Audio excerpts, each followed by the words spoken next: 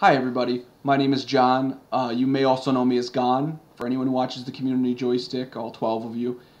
And I'm here today to start a new show on the Community Joystick based on one of my favorite hobbies, retro video game collecting. Collecting retro video games has been a huge passion of mine over the last few years. It's helped me cope with bad living situations, with tough times at work, and it's just kind of seen me through a lot. And it just brings me back to the old days when I was a kid, when I would just have nothing to do but play video games. So now it's nice that when I finally actually have a big boy job, that I can indulge myself in some of the things I couldn't have when I was a kid. So what I'll do is normally I'll either go to garage sales, which are a great place to find really exotic stuff for really cheap prices, or I'll just go on Google and search for retro video game stores in the area. And I'll drive 2 hours, 3 hours away just to kind of see what other people have. It gets boring going to the same places over and over again. I recently moved to the state of Indiana for work, and one of the ways I felt like I could get acquainted and get comfortable in the state was to just go and look at the retro video game stores. It's something that kind of comforts me, makes me feel like I'm home again, and helps me go through this transition. And of course, on my way to each of these locations, I did get a little bored, so I made sure I brought along my companion. And as always, I am accompanied by my best friend in the world. It's a chocobo. Get it? 'Cause he's not really my friend. He's a toy. He's a toy. So the first place that I went to was a local Disc Replay. Now, Disc Replay is a chain of stores that we also actually had in Michigan as well, and I'm pretty sure it's throughout the Midwest, but they specialize in all types of media, DVDs, CDs, calculators, retro video games, pretty much anything you can think of, they have it. And they're a really great resource for collectors. People might think that chain stores are a little overpriced, but they can actually be really fair, and I've had managers willing to work with me on certain items. Especially after you make like relationships with people, you can come in and start talking to them, and hey, sometimes they'll cut you a deal if something isn't moving on the shelf and they just want to sell it. So the first one I went to was a Disc Replay in Merrillville, Indiana. So at the first Disc Replay, they did not let me record, which is perfectly understandable. It's really hard to just go into a business and expect them to want to be recorded. So the couple things I picked up were just a little silly, but they're something that I just really thought were cool. The first one I got was a Quattro adventure cart for the NES, and I didn't have it, and it was cheap, plus the games were hilarious.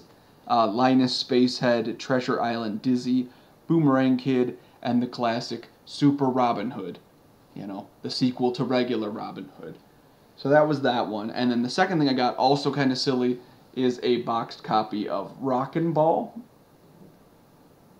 It's basically a bunch of different pinballs, but one of my goals is to get every NES game in a box. It's such a lofty goal, but start with the ones that are super cheap. Why not? I mean, it's not a big deal. So guys, I am very excited to tell you about this next store I went to. It's in Michigan City, Indiana, and it's called Game Changers, and it's one of the best game stores I have been to. And I have flown to over 22 states and seen a lot of game stores, and this is one of the best that I have ever been to. First off, the selection is just incredible. The store's massive. It has everything from video games to old board games, laser discs, records, things of that nature, action figures, and they even have some arcade cabinets in there which are really nice, and some old kiosks. And they were super friendly. They were okay with letting me film. They got into it. They showed me a lot of the cool stuff around their store that made it really unique, and I thought that was so fun. And also, I got to play one really awesome game that just will blow your mind if you've never seen it before. It's really rare, and I just can't wait to show you guys. So let's start with a brief overview of the store. Okay, when you first come in, you see the Mario Kart GP cabinet they have with the sit-down, amazing. A kiosk for the Nintendo GameCube, a pinball machine, high speed, we all remember that one, and the Super Nintendo kiosk, and they're playing Shaq Fu.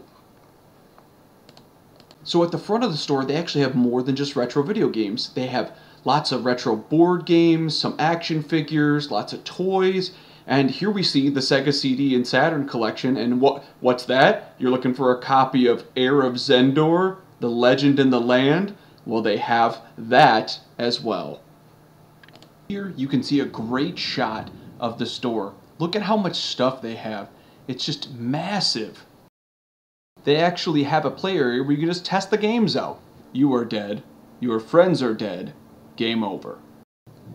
Here we have an awesome display of an old TV the guy bought for $5 at a Goodwill, hooked up to Rockman 3. The picture looks incredible. It's just great to see this kind of stuff. I wonder if I hit play if it would just start playing. Okay, this was fun. Their back employee door is actually just filled with pictures of Harrison Ford from Air Force One, including a copy on Laserdisc.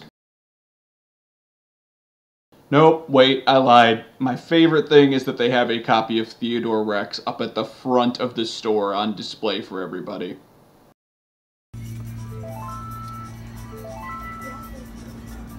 And this is all placed. Oh my god. So guys, what they're showing me here is a kiosk, not for resale version of Majora's Mask. You can actually go through and pick different parts of the game you want to go to.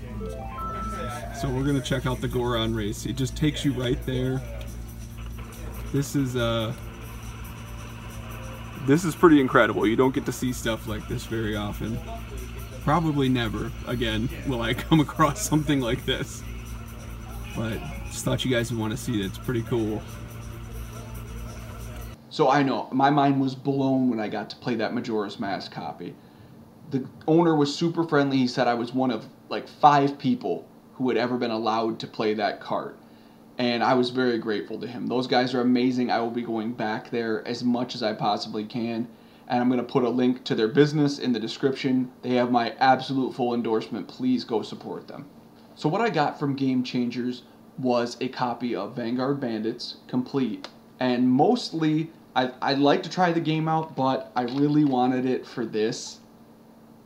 You don't see the Lunar 2 demo CDs that much anymore, so it was really good that I found that. I've been looking for that for a long time.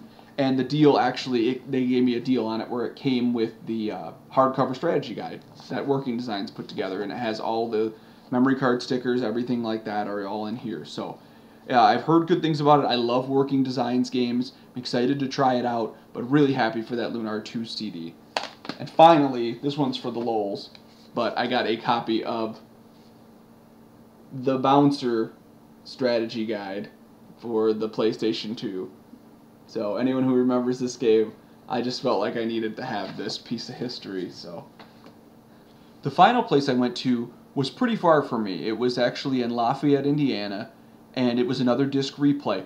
But I went there with the assumption that there were 3 game stores that I would be hitting in succession, and 2 of them were on a road that was just completely closed off. I could not find a way to get in there. But I did find one really cool item from there. So from Disc Replay in Lafayette, I actually found the hardcover Lunar 2 Eternal Blue strategy guide. And it's in great condition. The pages are immaculate.